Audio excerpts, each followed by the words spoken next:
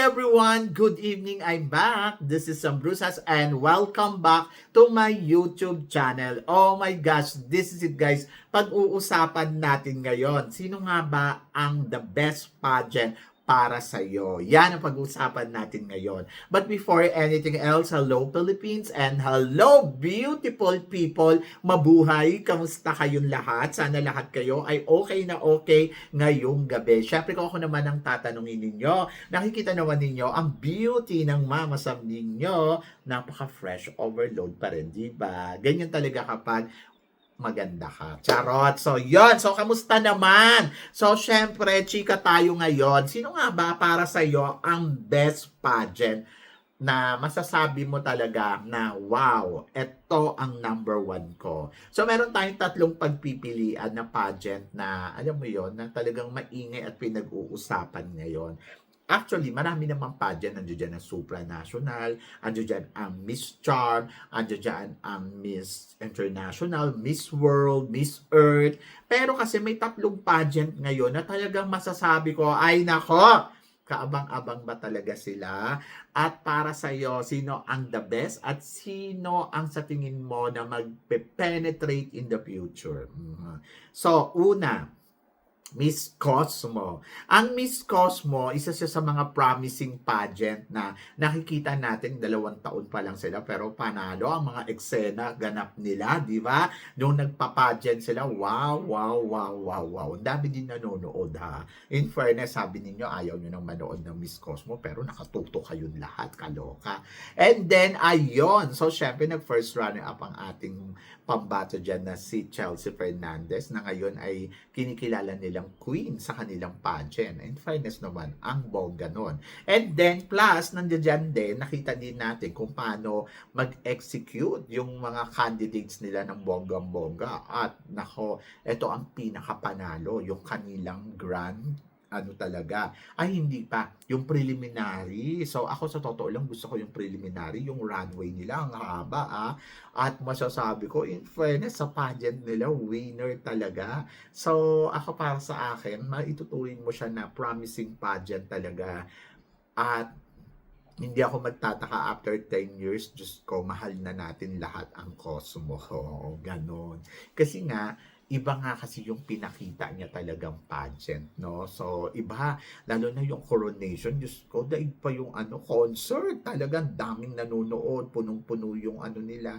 Sabi ko, wow, ano ba to? Libre ba to? O nagbayad yung mga tao dito? Charot. So, yun, tapos ang laki ng stage, panalo. Sobrang panalo talaga, pati yung eksena nila, ay nako. Kaya looking forward ako sa ano pa ipapakita ng Cosmo pagdating ng mga ilang taon. Pero ikaw ba, makukonsider mo na ba talaga siya na isa dapat talaga sa mga top pageant ngayon? At tingin mo ba ang Cosmo ay isa na dapat sa mga pabilang sa mga ano ba to? Yung mga pageant na katulad ng Universe, Grand, Miss World, So, yon. So, major pageant, So, yon. Na dapat talaga kasali na siya doon sa Big 5 o Big 6, Ngayon, dapat niya bang palitan na ang Miss Earth, Or ano yung papalitan niya doon? So, siya na ba ang dapat ipalit sa Miss Universe? Nakikita mo ba yon? But for me, yung ipinakita nila ngayong second year ay talagang sabi ko, wow, upgraded ang Miss Cosmo at bongga. Bongga talaga. Sobrang bongga yung pinakita nilang pageant and then looking forward ako kung ano ang next, di ba, sa susunod na taon. So, bongga yan. So, mananatili na kaya na every December ang Miss Cosmo and then, ayun nga, ano pa ba ang aabangan natin sa kanila sa susunod na taon? So, tingin mo ba, isa na siya sa mga top pageant of the year, di ba? And then, pangalawa, syempre, ito pa, Diyos ko, Miss Grand, Alam naman natin ang Miss Grand, the only number one, di ba? Ang Miss Grand kasi, in fairness naman sa production na ipinapakita nila, ay talaga naman grabe. panalo, winner ang mga eksena at nako wala akong masabi, ang bongga. Di ba? Ang bongga ng pageant ng Miss Grand at masasabi ko na isa siya sa mga talagang mataas yung engagement pagdating sa mga viewers kasi inaabangan siya ng bonggang-bongga at panalo din yung mga ganap nila. Naatinan ko pa yung mga eksena nila dito. Nandiyan sa Phuket, andyan sa tawag dito, sa Wahin. Oo, sa Wahin. Nako, grabe. Panalo ang eksena ng mga candidates doon at in fairness sa Miss Grand. I love Miss Grand talaga. Very open yung pageant nila sa lahat. So, ako para sa akin, ito na yung number 13 ba o number 12 na year ng Miss Grand. And then, may napatunayan na talaga sila yung tibay, grabe. Yung andun na matatag na. Tapos yung production nila, every year talaga nagle-level up ng bonggang-bongga. Bago ang nakikita natin. Tapos yung production number, yung opening show nila, my gosh, talaga mamamangha ka. At taon-taon talaga pinag-aaralan nila ng maigi, pinagpaplanuhan ng mabuti. So sabi ko nga, ang Miss Grand talaga is only number 1 para sa akin in terms of production.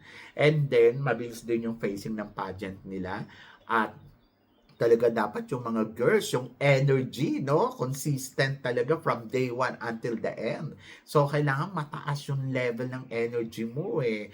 At grabe, yung mga music, ganon. Bongga. Bongga talaga yung Miss Grand. Kaya para sa akin, ang Miss Grand ay isa sa mga tinuturing ko na talagang maganda at best pageant.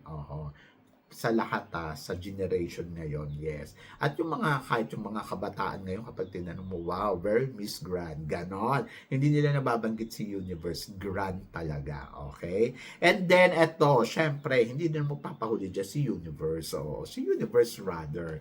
Kasi si Miss Universe, isa to sa mga, grabe yung engagement sa buong mundo. Sabi ko nga yung Miss Universe, ay nako, ang dami kong na-meet ng mga Pilipino na pumunta dito sa Bangkok para manood ng Miss Universe. Ang mahal ng ticket nila, sobra. Isang upuan, umaabot, Diyos ko, ng 30,000 baht. Samantalang ang Miss Grand, ay nako, mura lang. Charot. Oo, VIP na.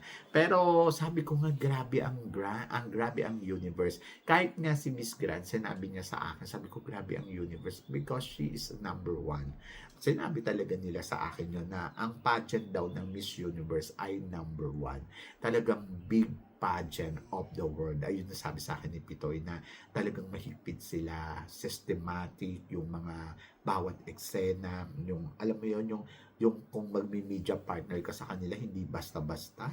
Kailangan talaga, bongga ang beauty mo. Ganon. Mahigpit talaga sila at very strong. Very strong yung universe. Talaga masasabi ko, puno. Ang daming nanonood mga taga-ibang bansa. Ang dami ko pang na-meet na mga taga-ibang bansa. So, ganun katindi ang Miss Universe. Talagang brilliant talaga siyang pageant na parang feeling ko walang makakapantay pa sa kanya. Either si Miss Grand at saka si Miss Cosmo.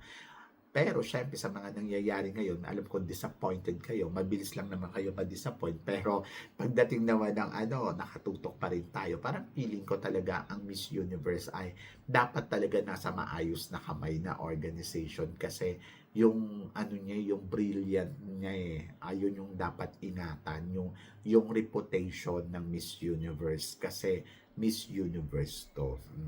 And then, ayun nga, nababahiran nga ng mga intriga, nababahiran ng mga maling di ba? So, medyo nakakalungkot kasi talagang maloloka ka. Di ba? So, yon. Pero, Miss Universe is Miss Universe. Inaabangan mo kung ano ang production na ipapakita nila. Inaabangan mo kung ano ang eksena ng mga candidates. Inaabangan mo kung ano ang makikita mo talaga sa kanya. Because she is Miss Universe. Di ba? And then, of course, sa kanilang tatlo, ayan, kaninong pageant pa rin talaga na masasabi mo para sa'yo, ito ang tunay na number 1. So, tingin mo ba si Cosmo to? Napalitan na ba para sa'yo si Universe ni Miss Cosmo? or napalitan na ba siya ni Miss Grand? O tingin mo ba si Miss Grand to na napalitan na ang universe? Napalitan na hindi makakahabol si Cosmo sa kanya? O tingin mo si Miss Cosmo ang totoong tunay na talagang mamahalin mong pageant ngayon dahil bumibilib ka sa mga eksena na pinapakita nila? So ako para sa akin, I go pa rin ako sa Miss Universe, sa totoo lang. Miss Universe, Miss Grand, ayan yung dalawang pageant na talagang love na love ko. Sa Miss Grand, I love Miss Grand because of production, sa totoo lang. And then, of course, gusto ko yung tema ng pageant nila. Very energetic, tapos maganda yung pinapakita nila sa atin. Ayun, sa Miss Grand. And then, number 1 ko pa din talaga si Universe. Kasi kapag tinawag kang Universe, parang iba yung dating mo. To be honest, I never disappointed about Universe because of Patiman. No. Ayun yung loyalty na meron ako sa Universe. Na parang nandoon lang ako na parang, nakakalungkot naman. Kasi alam ko yung honor na may mekos-mekos siya. Pero hindi ko para sabihin na ayawan ko ang Miss Universe because of mekos-mekos nila. So, I hope na sana lang maayos nila to. Manotice sila ng bonggang-bongga na, oy, alam ng tao yung mga ginagawa ninyo. Hindi dapat yan. Yung mga tipong ganon. But, Miss Universe is still Miss Universe. Miss Universe is truly number 1 and iconic pageant para sa akin. And then, I think, followed by Miss Grand. About naman sa Miss Cosmo, parang masyado pang maaga para sa akin na parang sabihin ko na parang wow, si Miss Cosmo, ayan, lumalaban. Kasi para sa akin, I love Miss Charm. Gusto ko si Miss Charm. Maganda si Miss Charm. So, mas nag-enjoy ako manood ng Miss Charm more than sa Miss Cosmo. Pero kasi, kaya lang naman ako nakatutok sa Cosmo because of Chelsea Fernandez na nakakatuwa yung represent natin, di ba? Siyempre, support. Pero yung sasabihin mo na parang gusto ko na ang Miss Cosmo because natutuwa ako sa mga nakikita ko sa kanila. Parang feeling ko hindi. Nagmukha silang carnival. Yung mga pa-eksena nila na parang ang daming pa costume, ang daming pa event, ang daming pa na parang hindi ko alam ano bang purpose neto, para saan ba to. So yon. Siguro looking forward pa ako sa pangatlong taon, pang-4 na taon, pang-5 taon hanggang sa makarating sila sa ika-10 taon nila. So yon. But for now, parang mas gusto ko yung Miss Charm, tapos mas gusto ko yung Miss World. So, yon. And then, ako, para sa akin, syempre, Universe pa rin talaga ang truly number 1 ko. And then, Miss Grand. And then, of course, looking forward ako kay Miss Cosmo kung ano pa yung ipapakita niya in the future. So, yon. Keep fighting. Maaga pa si Cosmo para ihihalera natin. Kumbaga, parang ando doon pa ako na nag-aabang sa kanya na ano ba ang next? Diba? So, yan. So, kayo guys, at sino ang bet ninyo? So, comment below para at least malaman ko naman kung ano naman ang chika mo dito sa mga pinag-uusapan natin. Syempre, maraming salamat sa inyong lahat, sa support at pagmamahal na binibigay ninyo. At sa mga hindi pa po nakaka-subscribe, please don't forget to click like and subscribe my channel at i-click nyo na rin po ang notification bell to more updated. Syempre sa aking mga chika, sabi nga ganun, always keep smiling and laban lang. So guys, hanggang dito na lang. Hanggang sa susunod nating chikahan. See you tomorrow. Thank you guys. Thank you.